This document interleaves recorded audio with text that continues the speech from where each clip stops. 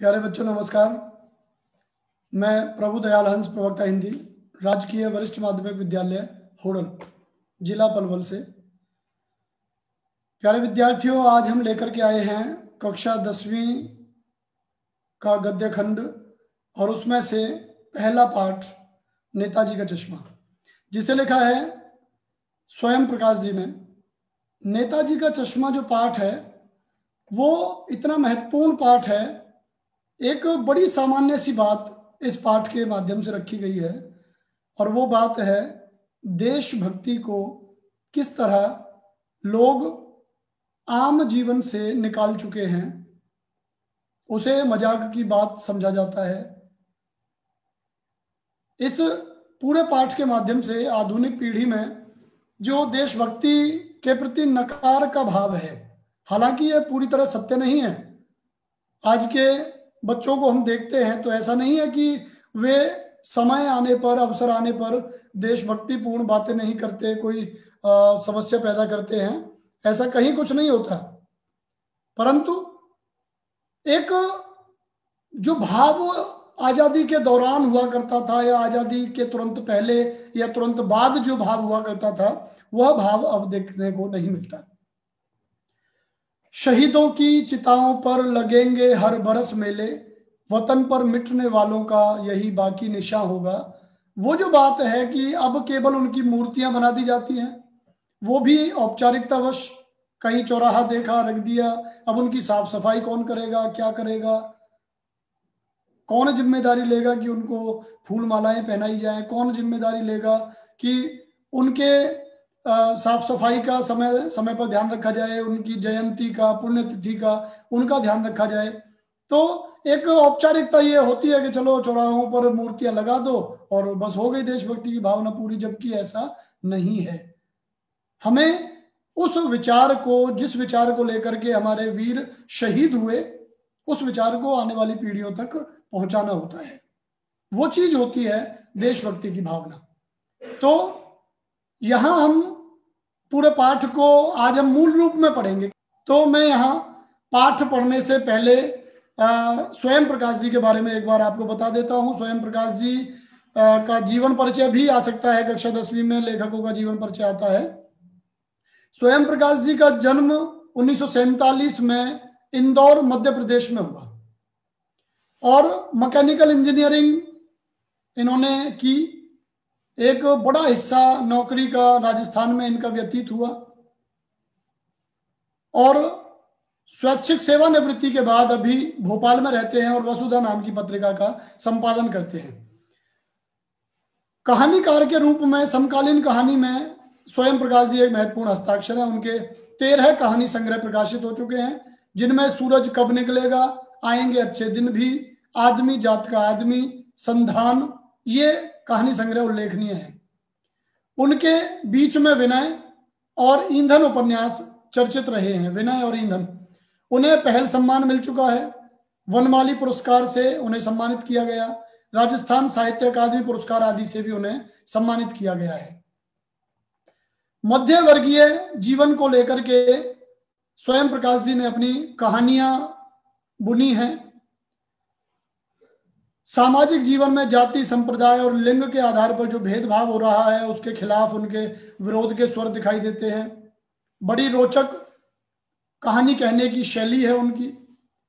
चारों ओर सीमाओं से घिरे भूभाग का नाम ही देश नहीं होता।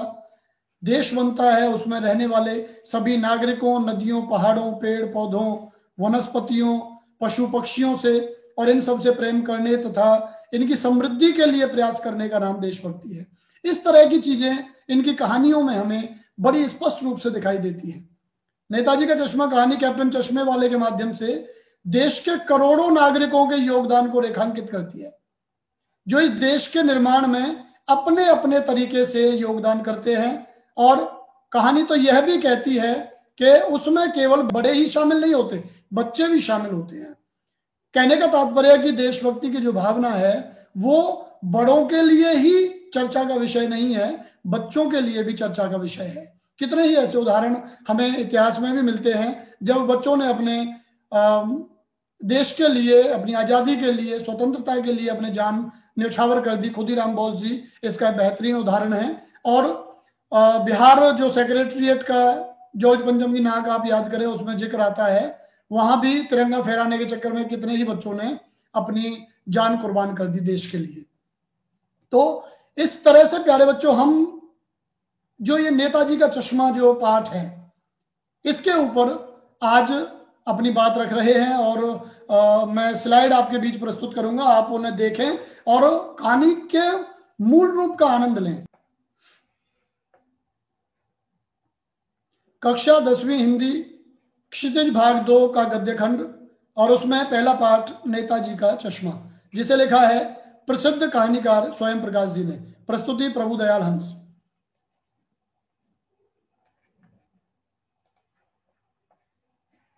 तो अब हम मूल पाठ की ओर आपको लिए चलते हैं। नेताजी का चश्मा।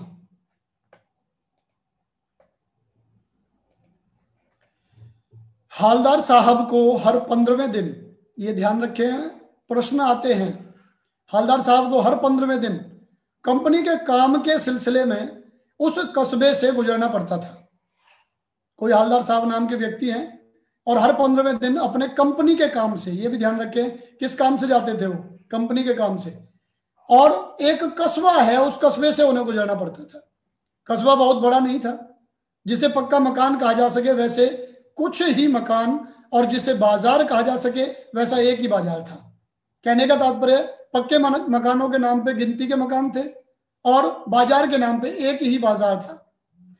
कस्बे में एक लड़कों का स्कूल, ये आप नोट करते चले हैं अपने दिमाग में, एक लड़कों का स्कूल था, एक लड़कियों का, मतलब 2 स्कूल थे, एक लड़कों का एक लड़कियों का। एक सीमेंट का छोटा सा कारखाना था, 2 ओपन एयर सिनेमा घर, ओपन एयर सिनेमा घर थे, एक ठो नगर पालिका भी थी।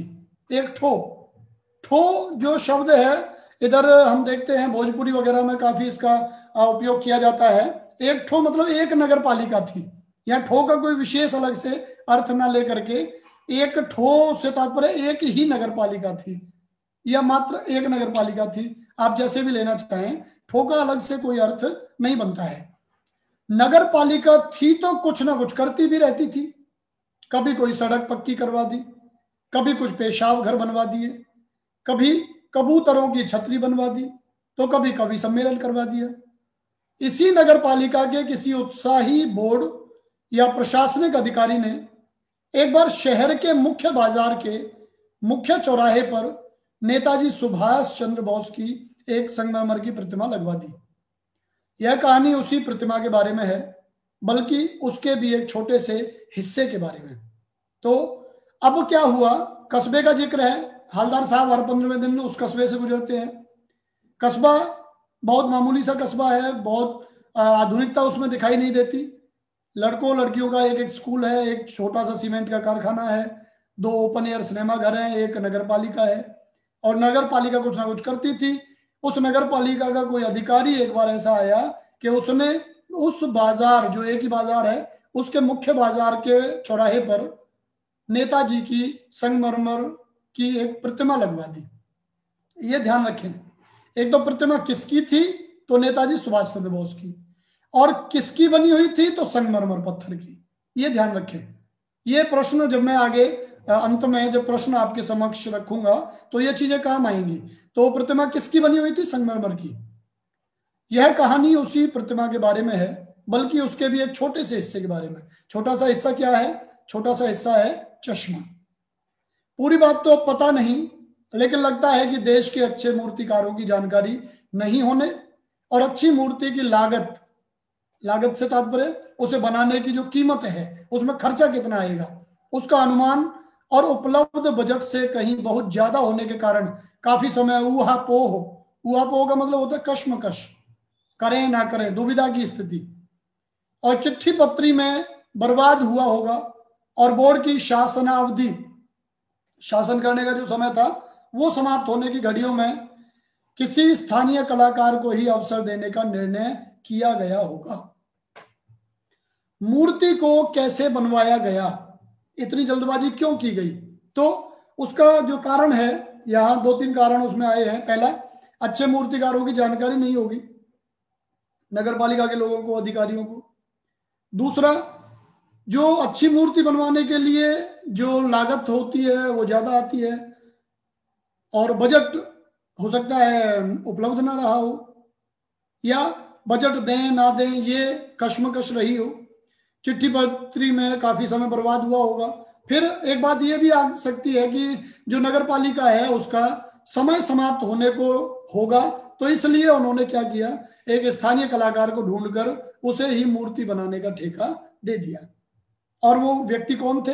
अंत में कस्बे के इकलौते हाई स्कूल के इकलौते ड्राइंग मास्टर मान लीजिए मोतीलाल जी को यह काम सौंप दिया गया, जो महीने भर में मूर्ति बनाकर पटक देने का विश्वास जता रही थी। मूर्ति बनाकर पटक देना क्या मतलब हुआ? मूर्ति बनाकर पटक देना मतलब कि उनके अंदर गंभीरता नहीं थी। उन्हें यह लग रहा था मूर्ति बनाना तो बाएं हाथ का काम है, कभी भी बना के पटक देंगे। तो मोतीलाल जी, आप ये प्रश्न ध्यान रखिए आप, एक तो मोतीलाल जी कौन थे? ड्राइंग मास्टर, और पूरा नाम था मोतीलाल। तो कई बार प्रश्न आता है कि मूर्ति किसने बनाई, तो ड्राइंग मास्टर मोतीलाल जी ने। तो अब ये छोटी छोटी चीजें आपकी समझ में आ रही होंगी। जैसा कि कहा जा चुका है, मूर्ति संगमरमर की थी, ये बात आ चुकी है। टोपी की नोक से कोट के दूसरे बटन तक कोई 2 फुट ऊंची, जिसे कहते हैं बस्ट। ये शब्द आया बस्ट। बस्ट किसे कहते हैं? आदम कद। जो हमारा धड़ वाला हिस्सा होता है, जो हमारी जो छाती है उससे ऊपर ऊपर वाला हिस्सा, इसे कहा जाता है बस्ट। तो टोपी की नोक और कोट के दूसरे बटन तक, तो आप अंदाजा लगा सकते हैं बस्ट किसे कहते हैं। और सुंदर थी, नेताजी सुंदर लग रहे थे, कुछ कुछ मासूम और कमसिन। ये कमसिन जरूर ध्यान रखें।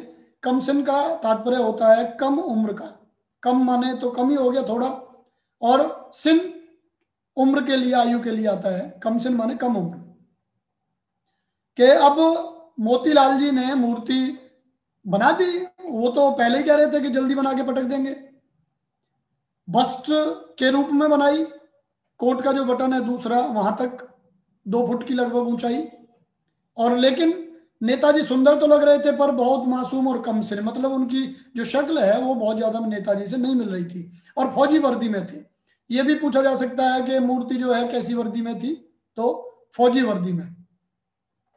मूर्ति को देखते ही दिल्ली चलो और तुम मुझे खून दो वगैरह याद आने लगते थे। दिल्ली चलो एक नारा है, तुम मुझे खून दो मैं तुम्हें आजादी दूंगा, ये भी एक नारा है। ये दोनों ही नारे किसने दिए?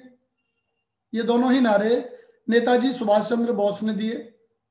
इस दृष्टि से यह सफल और सराहनीय प्रयास था। केवल एक चीज की कसर थी जो देखते ही खटकती थी, नेताजी की आंखों पर चश्मा नहीं था।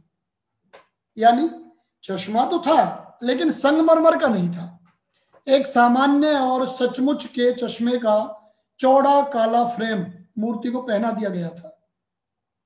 हालदार साहब जब पहली बार इस कस्बे से गुजरे और चौराहे पर पान खाने रुके, अब आप यहां देखिए, एक प्रश्न और दिमाग में आपके में बैठेगा कि वे जब कस्बे में आते थे तो चौराहे पर पान खाने के लिए रुकते थे। तभी उन्होंने इसे लक्षित किया, तभी उनका ध्यान गया। लक्षित करना माने संकेत करना, इशारा करना। तो जब वे यहां से गुजरे, पान खा रहे थे, तब उन्होंने ध्यान दिया कि इस मूर्ति पे जो चश्मा है वो पत्थर का नहीं है। उनके चेहरे पर एक कौतुक भरी मुस्कान फैल गई।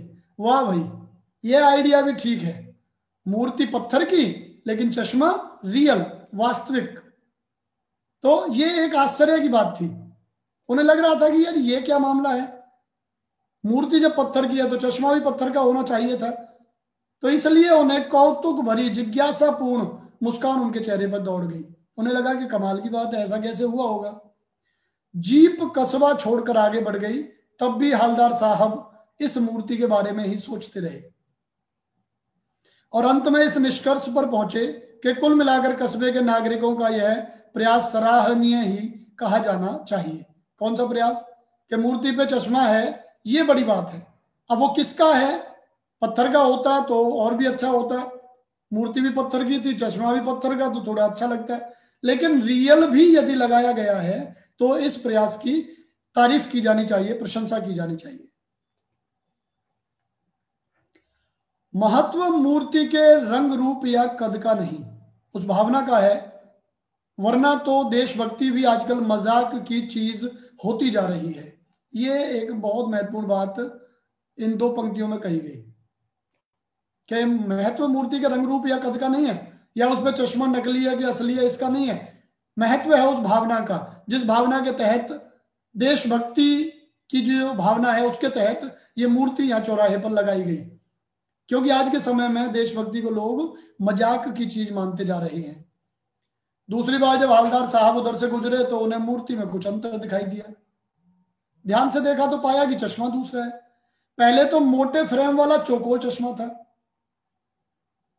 पहले फ्रेम था मोटा और चश्मा था चौकोर, चार कोनों वाला। अब तार के फ्रेम वाला गोल चश्मा है, यह अंतर हुआ। हवलदार साहब का कौतुक बढ़ गया, जिज्ञासा बढ़ गई उनकी। वाह भाई, क्या आइडिया है। मूर्ति कपड़े नहीं बदल सकती, लेकिन चश्मा तो बदल ही सकती है। उन्हें आश्चर्य हुआ, ऐसा क्यों। पहले जो चश्मा था फ्रेम, मोटे फ्रेम वाला चौकोर, वो कहां गया। अब ये नया चश्मा किसने लगा दिया।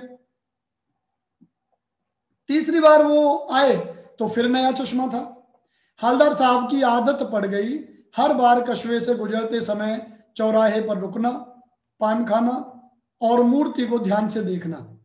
एक बार जब कौतूहल दुर्दमनीय हो उठा, ये नोट करें, दुर्दमनीय, दमनीय मतलब होता है जिसे दबाया जा सके, और दुर माने कठिन, जिसे दबाना कठिन हो। तो उनके अंदर जो जिज्ञासा थी, जो कौतूहल था, वो अब वो दबाया नहीं जा सकता था। लगातार कई दिनों से वो दबाते आ रहे थे, काफी समय हो गया था। अब उनके मन में ये विचार मचलने लगा कि इस बात का पता लगना चाहिए कि इसके पीछे कारण क्या है, मूर्ति चश्मा कैसे बदलती है। अब पान खाने के लिए वो रुकते ही थे, पान वाले से ही पूछ लिया, क्यों भाई, क्या बात है, ये तुम्हारे नेताजी का चश्मा हर बार बदल कैसे जाता है। पान वाले के खुद के मुंह में पान ठुसा हुआ था। वह एक काला, मोटा और खुश मिजाज आदमी था। हवलदार साहब का प्रश्न सुनकर वह आंखों ही आंखों में हंसा। आंखों ही आंखों में क्यों हंसा, ये ध्यान देने की बात है। वह आंखों ही आंखों में हंसा क्यों, क्योंकि मुंह जो है वो पान से भरा हुआ था। अब यदि वो मुंह से हंसता, खिलखिला के हंसता, तो मुंह में जो पान की पीक थी वो फैल जाती, बिखर जाती। तो वह आंखों ही आंखों में हंसा, आंखों से लगा कि वह हंस रहा है। उसकी तौंद थिरकी, नाची, हंसने की वजह से पेट हिला। पीछे घूमकर उसने दुकान के नीचे पान थूका और अपनी लाल काली बत्ती सी दिखाकर बोला, कैप्टन चश्मे वाला करता है, लाल पीली बत्ती सी। ये ध्यान रखें, यहाँ ये कई बार प्रश्न भी आ जाता है 1 नंबर में कि जो पान वाला है उसकी बत्ती सी कैसी थी, तो लाल पीली बत्ती सी। तो वह लाल पीली बत्ती सी, लाल काली बत्ती सी दिखाकर बोला, मतलब क्या है, उसके जो दांत हैं वो पान की वजह से लाल लाल, काले काले इस तरह से हुए दिख रहे थे। तो उन दांतों को दिखाते हुए वह बोला कि कैप्टन चश्मे वाला करता है। क्या करता है, चश्मा बदलने का काम। कि मूर्ति पर जो रोज चश्मा आप बदलता हुआ देखते हैं, वो चश्मा कैप्टन है एक चश्मे वाला, वो इन चश्मों को बदलता है। हवलदार साहब को समझ नहीं पाए, बोला क्या करता है, चश्मा चेंज कर देता है। पान वाले ने समझाया, क्या मतलब, क्यों चेंज कर देता है। हवलदार साहब अब भी नहीं समझ पाए। कोई गिराक आ गया समझो, उसको चौड़े चौखट चाहिए, तो कैप्टन किधर से लाएगा, तो उसको मूर्ति वाला दे दिया, उधर दूसरा बिठा दिया। अब हवलदार साहब को बात कुछ कुछ समझ में आई। पान वाला कहना चाह रहा था कि कोई ग्राहक यदि आ गया और उसे चौकोर चश्मा चाहिए, चौड़े चौखटे का चश्मा चाहिए, अब वो लगा रखा है कैप्टन ने मूर्ति को, तो अब कैप्टन क्या करे, कैप्टन के पास और दूसरा कोई चौड़े चौखट का है नहीं, तो वो क्या करता है, मूर्ति का चश्मा ग्राहक को दे देता है और अपनी तरफ से कोई चश्मा मूर्ति को लगा देता है। इस तरह से अब बात पूरी तरह हवलदार साहब की समझ में आ गई। अब वो क्या समझे कि एक चश्मे वाला है जिसका नाम कैप्टन है, उसे नेताजी की बगैर चश्मे वाली मूर्ति बुरी लगती है, बल्कि आहत करती है, चोट पहुंचाती है, मानो चश्मे के बगैर नेताजी को असुविधा हो रही हो। इसलिए वह अपनी छोटी सी दुकान में उपलब्ध गिने चुने फ्रेमों में से एक नेताजी की तस्वीर पर फिट कर देता है। उसके पास गिने चुने फ्रेम हैं, उन्हीं फ्रेमों में से वह नेताजी की मूर्ति पर कोई तस्वीर लगा देता है। हवलदार साहब को यह बात समझ में आ गई थी कि वो जो कैप्टन है वो करता क्या है, उसके दिमाग में क्या है, वो किन किन चीजों पे ध्यान रखता है, क्या क्या करता रहता है। एक चश्मे वाला है जिसका नाम कैप्टन है, उसे नेताजी की बगैर चश्मे वाली मूर्ति बुरी लगती है, बल्कि ये कहें कि आहत करती है, मतलब दिल पे चोट पहुंचाती है। ऐसा लगता है मानो बिना चश्मे के नेताजी को असुविधा हो रही हो, ऐसा कैप्टन महसूस करता है। इसलिए वह अपनी छोटी सी दुकान में उपलब्ध गिने चुने फ्रेमों में से एक नेताजी की मूर्ति पर फिट कर देता है। लेकिन जब कोई ग्राहक आता है और उसे वैसे ही फ्रेम की दरकार माने आवश्यकता होती है, जरूरत होती है, जैसा मूर्ति पर लगा है, तो कैप्टन चश्मे वाला मूर्ति पर लगा फ्रेम संभवतः नेताजी से क्षमा मांगते हुए लाकर ग्राहक को दे देता है। बाद में नेताजी को दूसरा फ्रेम लौटा देता है। वाह भाई, खूब, क्या आइडिया है। लेकिन भाई एक बात अभी भी समझ में नहीं आई। हवलदार साहब ने पान वाले से फिर पूछा, नेताजी का ओरिजिनल चश्मा कहां गया? अब ये बात कि मूर्ति पर जो असली का चश्मा लगा हुआ है वो क्यों लगता है, उसका असली चश्मा कहां है, उसकी बात वो पूछते हैं। पान वाला दूसरा पान मुंह में ठूस चुका था। दोपहर का समय था, दुकान पर भीड़ भाड़ अधिक नहीं थी। वह फिर आंखों ही आंखों में हंसा। उसकी तौंद थिरकी। कत्थे की डंडी फेंक। कत्था एक पदार्थ है, कत्था पान पे लगाने का, पान के पत्ते पे लगाने का लाल लाल रंग का एक पदार्थ होता है, उसे पान के पत्ते पर लगाते हैं। पीछे मुड़कर उसने नीचे पीक थूकी और मुस्कुराता हुआ बोला, मास्टर बनाना भूल गया। जो मूर्तिकार थे मास्टर मोतीलाल, तो उनके बारे में कहता है कि वो उसे बनाना ही भूल गए। पान वाले के लिए यह एक मजेदार बात थी, लेकिन हवलदार साहब के लिए चकित और द्रवित करने वाली बात। पान वाले के लिए तो मजेदार बात थी, उसे तो आनंद आ रहा था कि कमाल हो गया, मास्टर भूल गया उसे बनाना। लेकिन हवलदार साहब के लिए ये चकित माने हैरान करने वाली और द्रवित करने वाली, उनका जो मन है वो यह बात सुनकर के दुखी हुआ, पीड़ित हुआ। यानी वह ठीक ही सोच रहे थे। मूर्ति के नीचे लिखा, मूर्तिकार मास्टर मोतीलाल वाकई कस्बे का अध्यापक था। बेचारे ने महीने भर में मूर्ति बनाकर पटक देने का वादा कर लिया होगा, बना भी ली होगी, लेकिन पत्थर में पारदर्शी चश्मा कैसे बनाया जाए, कांच वाला, यह तय नहीं कर पाया होगा। अब ओरिजिनल चश्मा उस पर, जो पत्थर का चश्मा क्यों नहीं था, उसके कारण गिनवाए हैं यहाँ। पहली बात कि महीने भर में उसे पटक देने का वादा था कि महीने भर में बना के दे दूंगा, तो जल्दबाजी में चश्मा रह गया होगा, पहला कारण। दूसरा कि उसे यह समझ में नहीं आ रहा होगा कि पत्थर में पारदर्शी चश्मा कैसे बनाया जाए, यह दूसरा कारण रहा। अगला, उन्होंने कोशिश की होगी और असफल रहा होगा, तीसरा कारण यह रहा।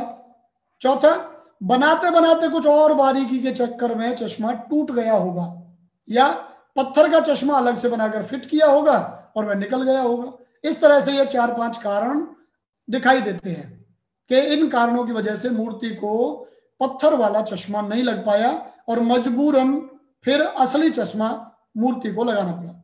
हवलदार साहब को यह सब कुछ बड़ा विचित्र और कौतुक भरा लग रहा था। बड़ी जिज्ञासा पैदा हो रही थी, बड़ा अजीब लग रहा था कि यार कमाल है, ऐसा भी होता है क्या। इन्हीं ख्यालों में खोए खोए पान के पैसे चुकाकर चश्मे वाले की देशभक्ति के समक्ष नतमस्तक होते हुए वह जीप की तरफ चले। फिर रुके, पीछे मुड़े और पान वाले के पास जाकर पूछा, क्या कैप्टन चश्मे वाला नेताजी का साथी है या आजाद हिंद फौज का भूतपूर्व सिपाही। अब उसके दिमाग में जो चल रहा था हवलदार साहब के, कि जो कैप्टन नाम है, कहीं ऐसा तो नहीं उसके अंदर जो देशभक्ति है वो इस वजह से हो कि वो नेताजी की सेना में रहा हो, उनके साथ रहा हो, कहीं इसी वजह से उसकी देशभक्ति जोर मारती हो, नेताजी बिना चश्मे के उसे अच्छे ना लगते हो। क्योंकि अब ये कस्बा है तो और कोई व्यक्ति तो ये काम करता नहीं।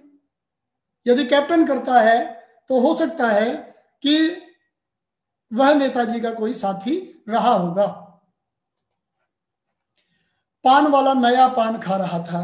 पान पकड़े अपने हाथ को मुंह से 1.5 इंच दूर रोककर उसने हालदार साहब को ध्यान से देखा, फिर अपनी लाल काली बत्ती से दिखाई और मुस्कुराकर बोला, नहीं साहब, वो लंगड़ा क्या जाएगा फौज में, पागल है पागल।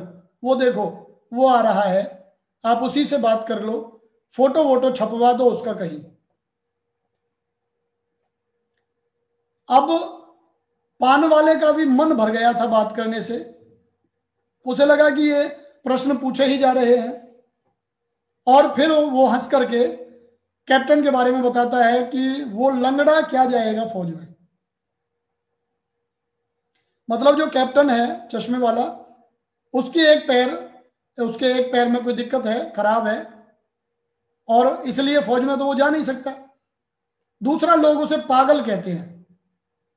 और अंत में जो पंक्ति वो कहता है कि फोटो वोटो छपवा दो उसका कहीं, ये पंक्ति और उसका उपहास उड़ाती है कि भाई यदि आपको कैप्टन में इतनी ही रुचि है तो इसका फोटो वोटो ले जाओ, कहीं छपवा देना अखबार में। ये जो कथन है पान वाले का, ये कहीं ना कहीं एक आम आदमी का कथन है। उसे देशभक्त व्यक्ति पागल लगता है, उसे वह मजाक का विषय लगता है, उसकी भावनाओं से एक तरह का खिलवाड़ लोग करते हैं।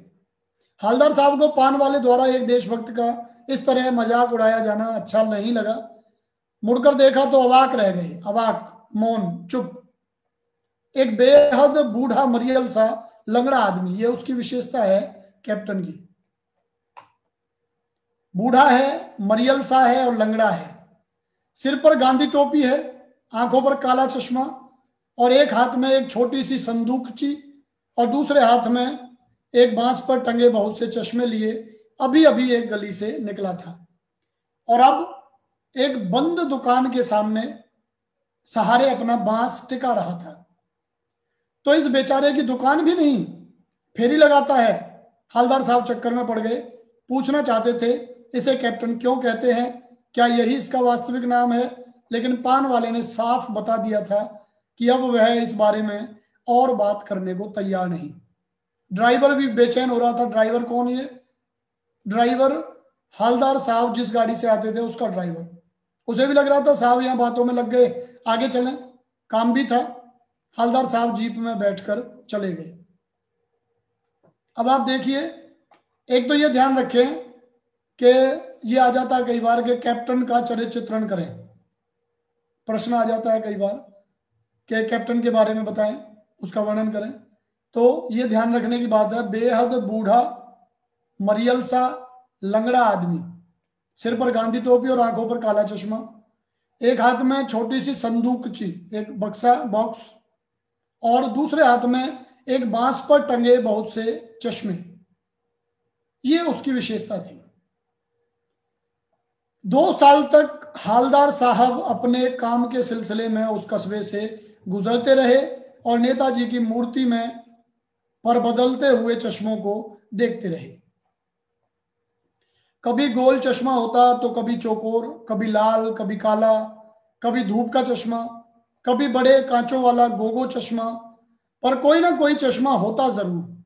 उस धूल भरी यात्रा में हालदार साहब को कौतुक और प्रफुल्लता के कुछ क्षण देने के लिए, कौतुक, जिज्ञासा, प्रफुल्लता, प्रसन्नता। फिर एक बार ऐसा ही हुआ कि मूर्ति के चेहरे पर कोई भी कैसा भी चश्मा नहीं था। उस दिन पान की दुकान भी बंद थी, चौराहे की अधिकांश दुकानें बंद थी।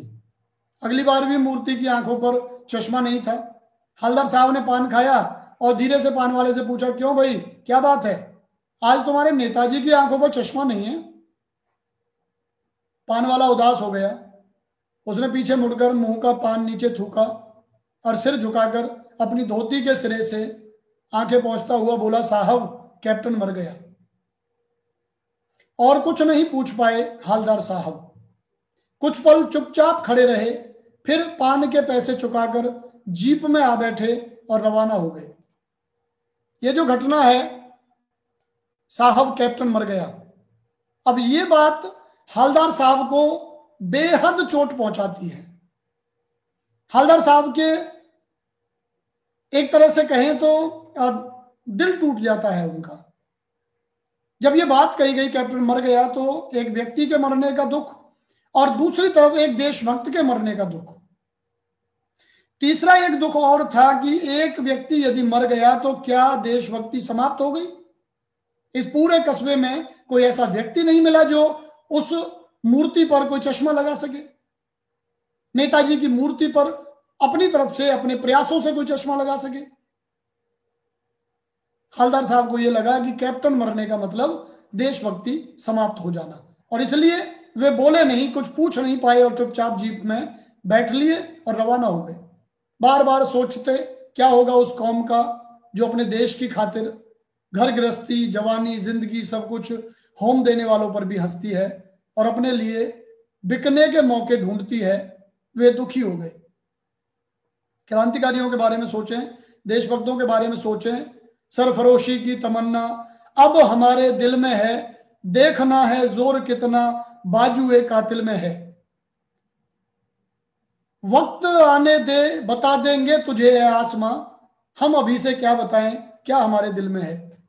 तो एक ऐसा जज्बा लिए हुए जो लोग थे, उन्होंने अपनी कौम की खातिर अपनी घर गृहस्थी, जवानी, जिंदगी सब कुछ बलिदान कर दी। होम कर देना, ये होम शब्द आया है, होम देना माने बलिदान कर देना, त्याग देना। यहां तक कि चंद्रशेखर आजाद, भगत सिंह, कितने ही सारे ऐसे नाम हैं जिनको हो सकता है आपने नाम सुने भी ना हो। उन लोगों ने अपने घर परिवार त्याग कर अपने देश के लिए, अपने समाज के लिए अंग्रेजों से लड़ाइयां मोल ली और अपने आप का बलिदान कर दिया। हंसते हंसते फांसी चढ़ गए। लेकिन आज वही कौम जिसके लिए उन लोगों ने अपनी जान बलिदान कर दी, वह कौम अपने लिए बिकने के मौके ढूंढती है। वह कुछ चंद रुपयों के लिए चाहे तो देश भी बेच सकते हैं। इन बातों को सोचते सोचते हालदार साहब दुखी हो गए। 15 दिन बाद फिर उसी कस्बे से गुजरे। कस्बे में घुसने से पहले ही ख्याल आया कि कस्बे की हृदय स्थली, बीच सेंटर पॉइंट था चौराहा, तो उसे उसका कस्बे का एक तरह से हृदय हम कह सकते हैं। वहां सुभाष की प्रतिमा अवश्य ही प्रतिष्ठापित होगी, मौजूद होगी, लेकिन सुभाष की आंखों पर चश्मा नहीं होगा क्योंकि मास्टर बनाना भूल गया और कैप्टन मर गया। सोचा आज वहां रुकेंगे नहीं, पान भी नहीं खाएंगे, मूर्ति की तरफ देखेंगे भी नहीं, सीधे निकल जाएंगे। ड्राइवर से कह दिया चौराहे पर रुकना नहीं, आज बहुत काम है, पान आगे कहीं खा लेंगे।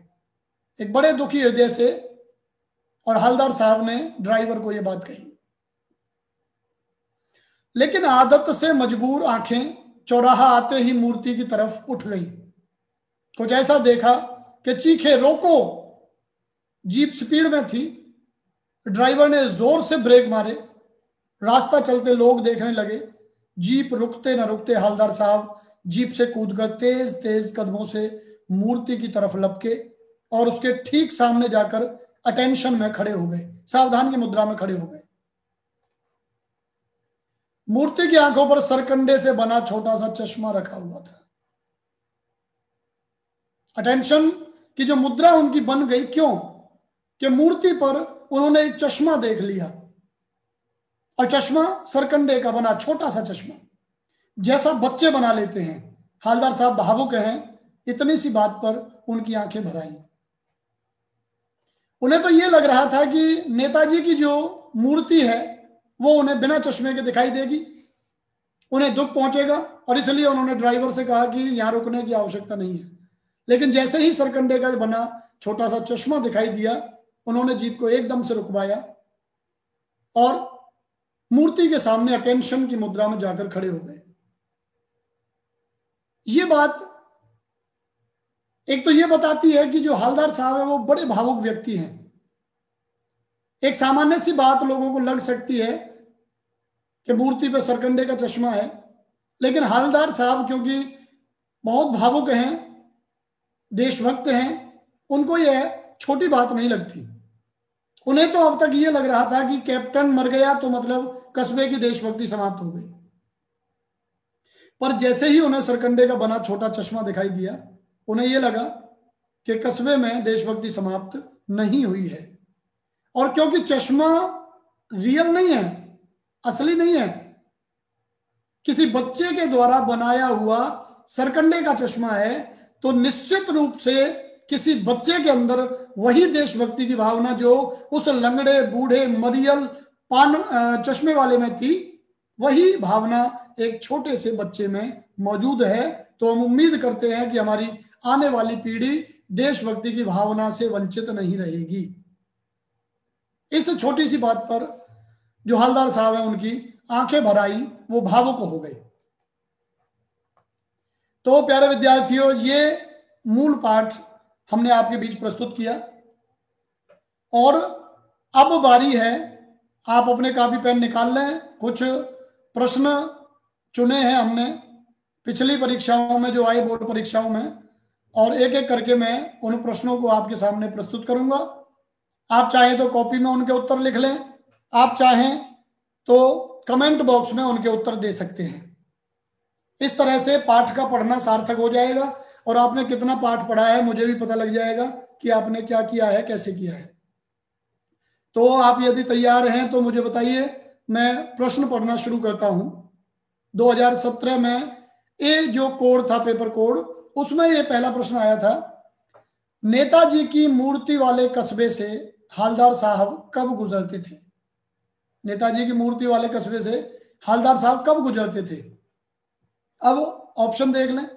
पहला ऑप्शन है हर सप्ताह, दूसरा हर 15वें दिन, तीसरा हर माह, चौथा हर रोज। उत्तर मैं अभी नहीं बताऊंगा, आप अपने उत्तर कमेंट बॉक्स में लिखें। दूसरे प्रश्न की ओर बढ़ते हैं। नेताजी की प्रतिमा किसने बनाई थी?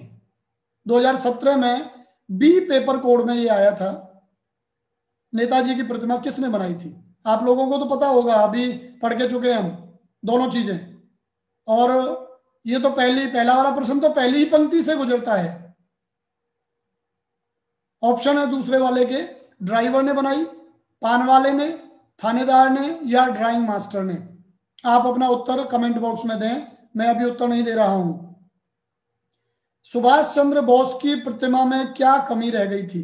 2017 में बी पेपर कोड में यह प्रश्न आया। टोपी नहीं थी, पगड़ी नहीं थी, चश्मा नहीं था, पुस्तक नहीं थी। अब आप ये सोच लें कि इन तीनों प्रश्नों के क्या क्या उत्तर हैं, और अब मैं उत्तर बताना शुरू करता हूं। पहले प्रश्न से शुरू करते हैं। नेताजी की मूर्ति वाले कस्बे से हवलदार साहब कब गुजरते थे? आप सभी ने अपना उत्तर लिख दिया होगा। ए बी सी डी इस तरह से ही लिखना है, लिखने में बहुत ज्यादा दिक्कत आती है, केवल ए बी सी डी यही लिख दिया करो तो मुझे लगा जाएगा। प्रश्न नंबर 1 और डैश लगा करके ए बी सी डी में से कौन सा, ये इस तरह से आप अपना उत्तर दें। प्रश्न नंबर 1 डालें और डैश लगाएं और ए बी सी डी में से उत्तर लिख दें, तो मैं समझ जाऊंगा कि किसने क्या उत्तर दिया। तो पहले का उत्तर नोट करें, आपका सही था या गलत? हर 15वें दिन, बी। इसका पहले वाले का जो उत्तर है वो दूसरा बी, हर 15वें दिन हवलदार साहब उस कस्बे से गुजरते थे। अगले की ओर बढ़ते हैं। नेताजी की प्रतिमा किसने बनाई थी? तो ये तो निश्चित रूप से आपने सही किया होगा। तो क्या किया आपने? डी। किसने बनाई? Drawing master. क्या नाम था उनका? नाम याद है कि नहीं? उनका नाम था मास्टर मोतीलाल। तीसरा प्रश्न की ओर बढ़ते हैं। देखें आपने क्या किया है। सुभाष चंद्र बोस की प्रतिमा में क्या कमी रह गई थी? 2017 बी में आया था ये। तो क्या कमी थी? सी, चश्मा नहीं था। नोट कर लिया होगा आपने देख लिया होगा कि आपके 3 जो प्रश्न हुए उनमें सही गलत क्या रहा, क्या नहीं रहा। पहले का हर 15वें दिन, दूसरे का ड्राइंग मास्टर ने, तीसरे का चश्मा नहीं था। ये उत्तर हैं। अगले प्रश्नों की ओर बढ़ते हैं। हवलदार साहब कस्बे में क्यों रुकते थे? 2017 में सी पेपर कोड में यह प्रश्न आया। हलदर साहब कस्बे में क्यों रुकते थे? सिनेमा देखने के लिए, पान खाने के लिए, आराम करने के लिए, या कंपनी के काम के लिए? तो वही बात, उत्तर मैं अभी नहीं बताऊंगा, आप लोग अपना उत्तर लिखिए कमेंट बॉक्स में। पांचवा, नेताजी की प्रतिमा किस वस्तु से बनी थी? 2017 में सी में ही पेपर कोड में यह प्रश्न आया। लोहे से, मिट्टी से, चांदी से, संगमरमर से। ये दो प्रश्न हैं, चौथा पांचवा। और आप बताइए कि आपके हिसाब से इनका उत्तर क्या है, कमेंट बॉक्स में लिखिए। 4, चौथे का लिखेंगे तो 4 डैश और ABCD में से क्या, ऐसे ही पांचवा डैश ABCD में से कौन सा उत्तर है आपका, और ये लिखिए। यदि आपने लिख दिया है तो चलिए उत्तर बता देता हूं मैं, अपना उत्तर मिलाइए। पाठ हम पढ़ चुके हैं, ये बड़ी महत्वपूर्ण प्रक्रिया है, इसमें भाग लें। तो चौथा जो पाठ है या चौथा जो प्रश्न है, हलदार साहब कस्बे में क्यों रुकते थे, इसका सही उत्तर है बी, पान खाने के लिए। हलदार साहब कस्बे में क्यों रुकते थे? पान खाने के लिए रुकते थे। उनको काफी दूरी तय करनी पड़ती थी, तो जीप को वो रोक चौराहे पर रोकवाते थे और वहां पान खाते थे। पांचवा मिलाइए अपना, नेताजी की प्रतिमा किससे बनी थी? तो सही उत्तर है डी, संगमरमर से। नेताजी की जो प्रतिमा है वो संगमरमर से बनी थी। चलिए अगले प्रश्नों की ओर। छठवां प्रश्न देखें, देशभक्ति की भावना किस पर निर्भर करती है? 2017 में डी में ये आया था, पेपर कोड डी में। देशभक्ति की भावना किस पर निर्भर करती है? धन पर, बल पर, शान पर, मन पर। तो आप बताइए इनमें से आपका कौन सा उत्तर सही है? 6 डालें, डैश और ABCD। अगला प्रश्न देखते हैं, ड्राइंग मास्टर का क्या नाम था? 2017 डी में आया है ये।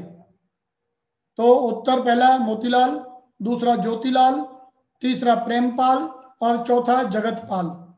2017 डी में ये ऑप्शन आए हैं। आप बताइए, दोनों का उत्तर लिख दीजिए कमेंट बॉक्स में। छठवें का क्या लिखा आपने? छठवें का यदि आपने लिखा है डी तो वो आपका बिल्कुल सही है। देशभक्ति की भावना मन पर निर्भर करती है, ना धन पर करती, ना बल पर, ना शान पर। यह हृदय से जुड़ी हुई चीज है, मन से जुड़ी हुई चीज है।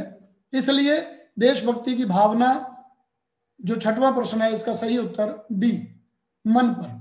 सातवां देखिए, ड्राइंग मास्टर का क्या नाम था? ये अभी पीछे भी हम बता चुके हैं एक प्रश्न में।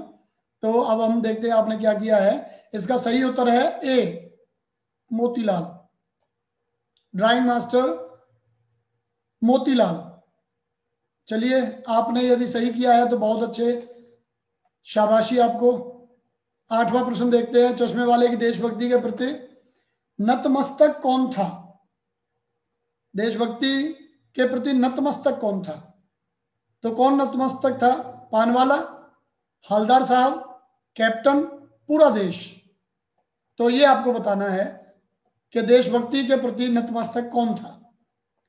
हलदार साहब ने, 9वां प्रश्न है, हलदार साहब ने, ये 2018 में आया था 8वां प्रश्न, और 9वां भी 2018 में बी पेपर कोड में। हलदार साहब ने नेताजी की प्रतिमा के चश्मे के बदलते रहने के बारे में किससे पूछा? हलदार साहब को जब ये लगा कि चश्मा बदलता है तो उन्होंने किससे पूछा?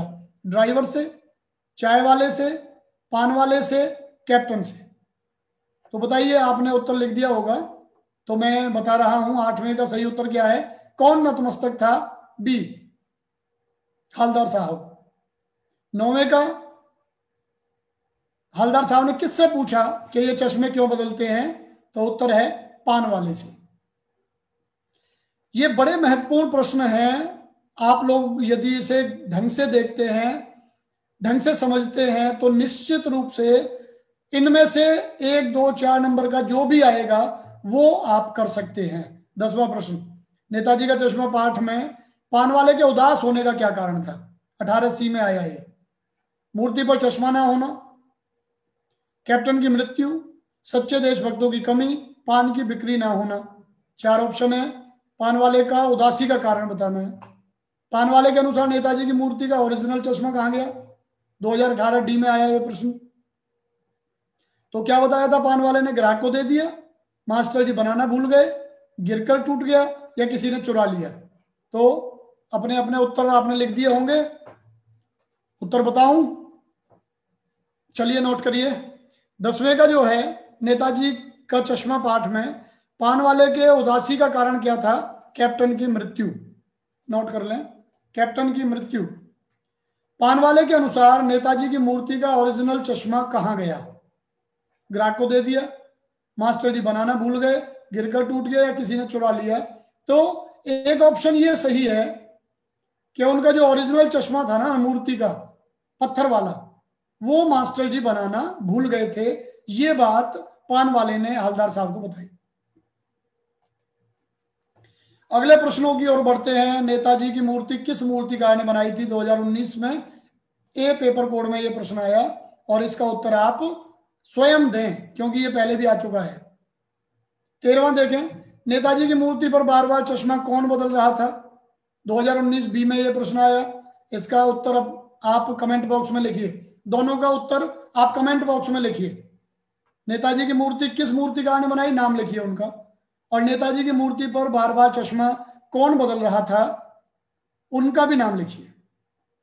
अब 14वें प्रश्न की ओर बढ़ते हैं। नेताजी का चश्मा पाठ में पान वाले के उदास होने का क्या कारण था? तो ये अभी अभी प्रश्न आ चुका है। ये 2019 में भी आया और 18 में भी आया ये प्रश्न। तो आप पहले भी आपने किया है तो आपने कर दिया होगा। 14वें का कौन सा किया आपने? पान वाले की उदासी का कारण कैप्टन की मृत्यु। 13वें का क्या किया? 12वें का क्या किया आपने? नेताजी की मूर्ति किस मूर्तिकार ने बनाई? तो ड्राइंग मास्टर मोतीलाल ने। उत्तर सही है आपका। 13वां देखें, कौन चश्मा बदल रहा था? कैप्टन चश्मे वाला। और 14वें का आपने कर ही दिया, कैप्टन की मृत्यु पर पान वाला उदास था। 15वें की ओर आए। नेताजी की मूर्ति पर सरकंडे का चश्मा देखकर हवलदार साहब कैसे खड़े हो गए? ये 2019 डी में आया था। झुककर, अटेंशन, हतप्रभ, हाथ जोड़कर। आप अपना उत्तर दर्ज करें कमेंट बॉक्स में।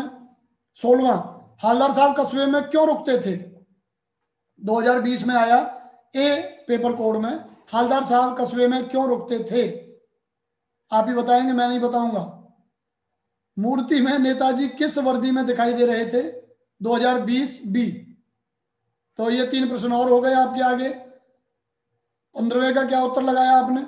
बता देता हूं, देख लीजिए, मिलाइए। इसका है बी।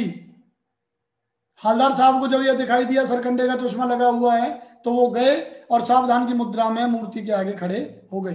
16वां, हवलदार साहब कस्बे में क्यों रुकते थे? कमेंट बॉक्स में उत्तर लिखिए इन दोनों का आपने। हवलदार साहब कस्बे में क्यों रुकते थे? पहले भी आ चुका है, पान खाने के लिए। मूर्ति में नेताजी किस वर्दी में दिखाई दे रहे थे? फौजी वर्दी में। आपने यदि सही लिखा है तो बहुत बहुत बधाई। अगले प्रश्नों की ओर। नेताजी की मूर्ति पर चश्मा ना होना पान वाले के लिए कैसी बात थी? मूर्ति पर चश्मा नहीं था तो पान वाले को यह क्या लगता था? 2020 में बी पेपर कोड में यह बात आई है। मूर्ति पर चश्मा नहीं था, हवलदार साहब इस बात से तो आहत रहते थे, लेकिन जो पान वाला है उसे यह बात गंभीर लगती थी, सामान्य लगती थी, मजेदार लगती थी या बेकार लगती थी? अपना उत्तर लिखें। 19वां, नेताजी की मूर्ति किस से बनी थी? 2020 में सी पेपर कोड में यह आया, नेताजी की मूर्ति किस से बनी थी? अब देखिए आप 18वें का क्या किया आपने? 18वें का सी, ये सही है। वह तो मजे लेता था कि जी मास्टर बनाना भूल गया और नेता कैप्टन चश्मे लगाता रहता है, हंसता था पान वाला इन बातों पे, उसे तो बड़ा मजा आता था इन चीजों में। नेताजी की मूर्ति किससे बनी थी? पहले भी आ चुका है, संगमरमर से। संगमरमर नाम का पत्थर है, उससे बनी थी। और अंतिम प्रश्न, 20वां प्रश्न, नेताजी की मूर्ति वाले कस्बे से हवलदार साहब कब गुजरते थे? ये भी 2020 में ये पेपर कोड डी में आया। ये हर सप्ताह, हर 15वें दिन, हर माह, हर रोज। पहले आ चुका है, सबसे पहला प्रश्न यही था। ये दोबारा 20 में आया और इसका सही उत्तर है बी, हर 15वें दिन। तो इस तरह से प्यारे विद्यार्थियों 20 प्रश्न, और ये वो 20 प्रश्न है जो बड़े महत्वपूर्ण हैं क्योंकि लगातार ये आए हैं हर साल। कोई ना कोई प्रश्न आता रहा। तो आपको अब क्या करना है, अब इन प्रश्नों को बड़े गौर से देखना है, महसूस करना है कि ये प्रश्न क्या हमें याद हो सकते हैं या नहीं। यदि आप इस वीडियो को ढंग से देखते हैं, ढंग से आपने पाठ पढ़ा, ढंग से प्रश्नों के उत्तर दिए, तो निश्चित रूप से ये प्रश्न आपको याद हो जाने चाहिए। यदि आपको याद नहीं हो पा रहे हैं तो एक बार यही वीडियो एक बार दोबारा आप देख सकते हैं। यदि आप दोबारा इस वीडियो को देखेंगे, प्रश्नों को दोबारा से देखेंगे, दोहराएंगे, पुनरावृत्ति करेंगे, तो निश्चित रूप से आपको ये सारे प्रश्न याद हो जाएंगे। पाठ दोबारा से आपको पढ़ने को मिलेगा, याद हो जाएगा। और मैं उम्मीद करता हूं कि यदि इस पाठ में से कोई प्रश्न आता है तो फिर आप उसे गलत नहीं कर सकेंगे। आज प्यारे बच्चों इतना ही, 8:55 हो रहे हैं और मुझे लगता है कि टाइम काफी हो गया। सर्दी का दिन है, आप लोगों को सोने की भी पड़ रही होगी, 9 बजने को है। तो आप लोगों को हमारा ये प्रयास कैसा लग रहा है? क्या इस प्रयास को जारी रखना चाहिए? आपको कोई लाभ हो रहा है तो निश्चित रूप से ये प्रयास जारी रहना चाहिए। यदि आपको लाभ नहीं हो रहा है तो निश्चित रूप से ये बंद हो जाना चाहिए। हम अपना समय क्यों व्यर्थ में गंवा रहे हैं? आपको जैसा भी लग रहा है, मैं उम्मीद करता हूं कि आप कमेंट बॉक्स में अपनी बात कहें, हम तक मैसेज पहुंचाएं। हमारे हिंदी संक्रांति के इस प्रयास के बारे में अपनी टिप्पणी अवश्य दें और अपने साथियों को, यदि आपको अच्छा लग रहा है तो अपने साथियों को जरूर इसके प्रति सचेत करें कि रात को 8 बजे हिंदी संक्रांति की लाइव क्लास चलती है। 10वीं और 12वीं का पाठ्यक्रम करवाया जा रहा है। आपको मैं तो आभार व्यक्त करूंगा जो साथी हमारे यहाँ जुड़े रहे, जो बच्चे जुड़े रहे। हमारे शिक्षक साथियों का निश्चित रूप से बड़ा योगदान रहता है हमारी इन सूचनाओं को बच्चों तक पहुंचाने में। मैं पुनः उनका आभार व्यक्त करता हूं और सभी बच्चों का भी इस मंच पर स्वागत करता हूं जो लगातार आ रहे हैं और या जो आएंगे आपके माध्यम से। आप ये निश्चित करेंगे कि आपके साथी इस कक्षा से जुड़ें। प्रयास हमारा यही है कि आपका पूरा पाठ्यक्रम लाइव कक्षाओं के माध्यम से आपके सम्मुख रखा जाए, आप अच्छे से उसे याद कर सकें, उसे समझ सकें, ताकि परीक्षा में आप पर कोई दबाव ना रहे। मैं आप सभी का धन्यवाद करता हूं। आप सभी को नमस्कार।